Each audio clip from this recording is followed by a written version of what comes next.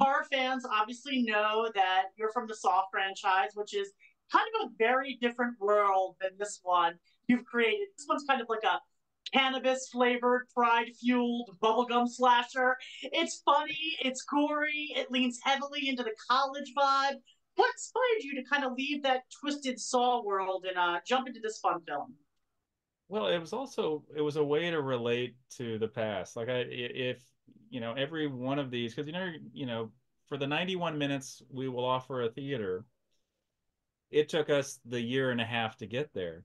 So in mounting that journey, every day I was talking to myself or remembering something that I'd actually gone to. I wanted to do my best to help depict characters that everyone in the audience would recognize from their own lives.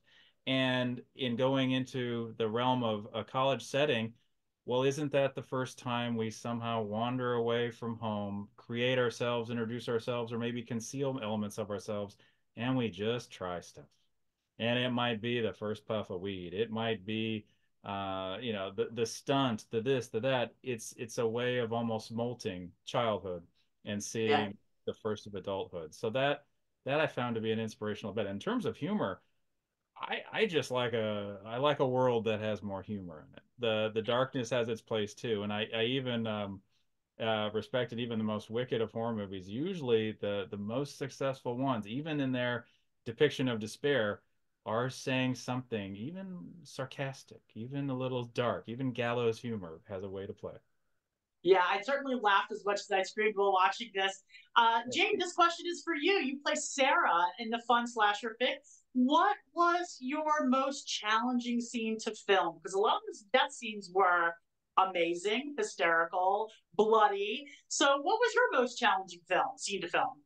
Ooh, this is a good question, and I have to get creative with how to say this without completely spoiling everything. Yes. But Sarah was such a fun character to play, and I think in the first two acts, you see her sort of really as an outsider navigating and trying to find herself within this friendship and this friend dynamic. And then when everything starts hitting the fan in the third act, she's pushed to lengths that she couldn't have possibly imagined. And there is a scene within that where she is covered in blood and she has this very long monologue.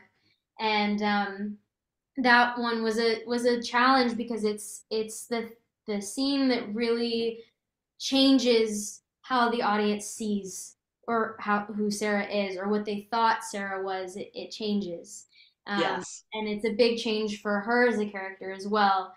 And I think that one it was challenging, but it was also I think one of my favorite scenes to film, and it was a really fun thing to collaborate with Marcus on. How many highs and lows can we incorporate into this particular monologue? And it was just so much fun, and we really turned up the volume on that one, and that one was just a total treat to film. Well, Marcus, the seven deadly sins is kind of a familiar horror theme, but everyone knows the biggest sin in horror is sex and drugs, which this film has in abundance. As the killer works their way through the seven deadly sins, each killing is more brutal and creative than last. So, for you as the director, what was the toughest logistically to film? The toughest one was our first one, which I think if because it took 7 tries to get Oh, enough of that particular effect to practically execute, pun intended. And and then after that, it really everyone had a bit of fine tuning, but that one was the toughest because we thought, at least psychologically, I was thinking like, well, when we announce you never get the second chance to make a first depression, and this killer's really got to make a depressive episode for the for the person, right? So yeah. I wanted it to be loud, big, and in your face, and also unflinching in the way that, oh, that looked like it actually happened, as much as we could do that. As much as so, Jade, what was your favorite death scene in film? Because mine was LB's and what I would call choking with boys and toys.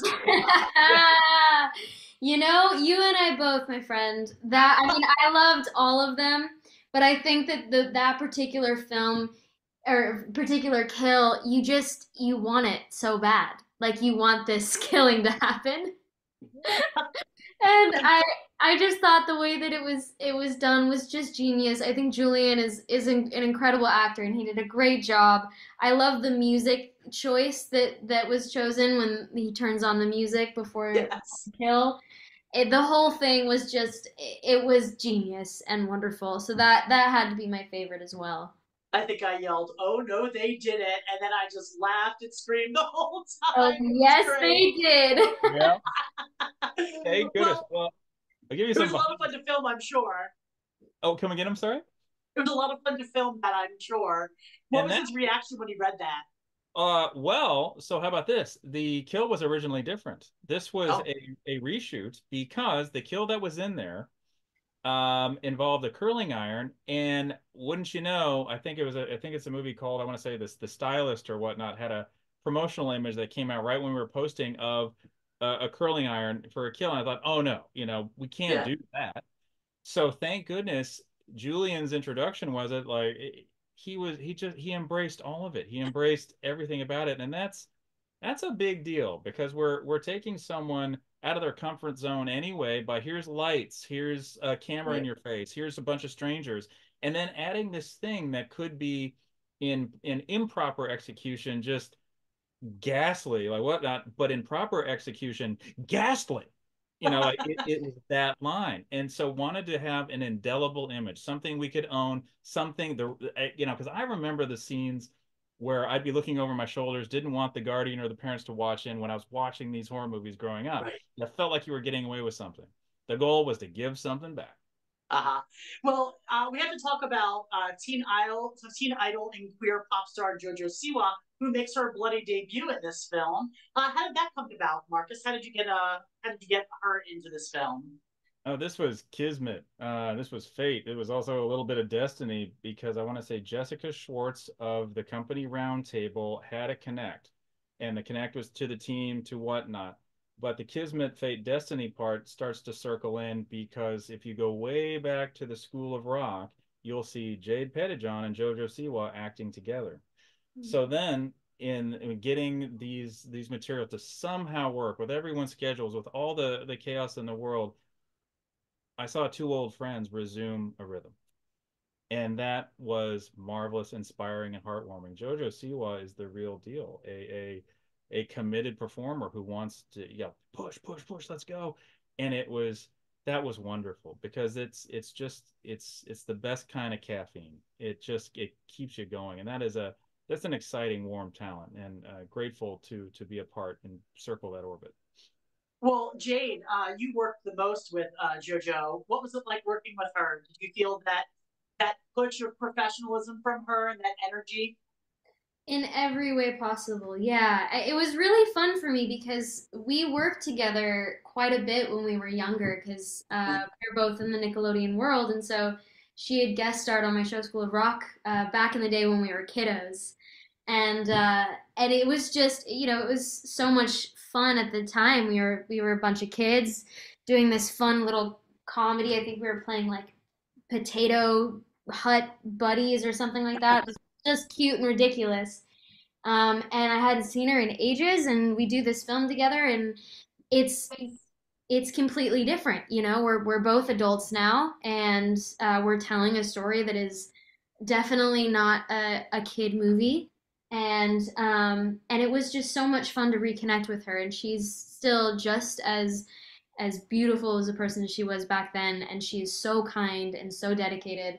I keep telling this story just because I thought it was so sweet. We were filming all of this, and we were filming a lot of her work at the end of filming. So we had already done all of the screaming and bloody bits and all this stuff. And so I was starting to lose my voice because I was screaming so much throughout filming, right? So we're filming out in the middle of the woods in Topanga Canyon with JoJo, and she's starting to, I think, notice that my voice is being lost, and Um, disappears into the woods for a bit. I'm like, where did JoJo go? Like, this is where did she go? And she comes back, and she had Uber Eats me Erewhon chicken soup for my voice. which was just like such a testament to who she is. Like she is so kind and generous and was so willing to get down and dirty with us and tell this story. So it was a lot of fun. I'm sure her fans are going to love to hear about that. I certainly thought the movie was just fantastic. I laughed, I screamed, it felt familiar, but like a new twist, you know, on what was familiar. So I hope it gets all the praise at Tribeca this week, and I hope to see you guys maybe return for, I don't know, maybe a sequel, because certainly the ending was left a little open, let's say.